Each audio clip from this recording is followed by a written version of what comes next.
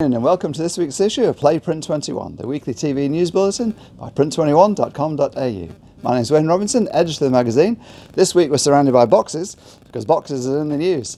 The Nippon paper company has bought the Orora fiber business, an unsolicited bid, $1.72 billion, and it basically gives Nippon an integrated box making line to compete head-on with Visi in this country. Nippon, of course, no stranger to Australia. It bought Australian paper for $700 million 10 years ago. And the deal sets up the two of them as head-to-head competitors. Boxes, and for printers, boxes and printing on boxes is going to be one of the big stories at Drupa next year, with a whole host of technology developers joining those that already exist, that will be enabling digital printing straight onto boxes, full colour, onto carton board. Orora's EFI Nozomi, which is in its Oakley plant, is one of the plants that is now being bought by Nippon. 25 plants, 27 depots, 10,000 customers. Huge deal for Nippon. And for, as we say, for printers, box making, particularly short-run boxes, will be a big area of opportunity in the internet age as more and more people order more and more products online.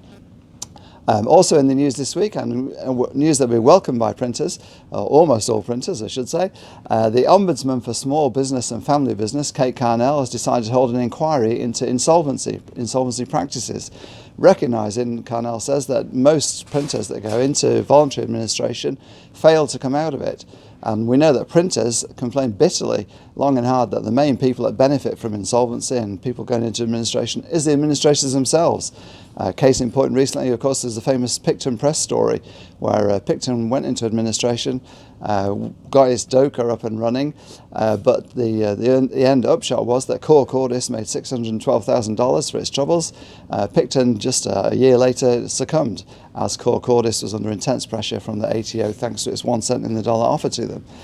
Also under Carnell's microscope will be those that use Doka for their own advantage. We've had a big case recently in Sydney where a company, some would say very cynically, used Doka to wipe off 2/3 of its debts, $1.5 million, that then went straight onto the rest of the industry and of course onto the taxpayer. Good news we've got this week from Melbourne. Printgraphics Print Green, Ray Keane's company that started 40 years ago, now run by his son Sam, as well as Mark Tyrrell and Nigel Quirk, has put in a second long Perfecta Komori B1 machine and has been holding an open house all week, hosting clients and potential clients, showing them what the business can do. Interesting to note with this company, its key strategy is strong face-to-face relationship with clients, 10 account managers out of its 50 staff there. Go to Print21.com.au for all the week's news.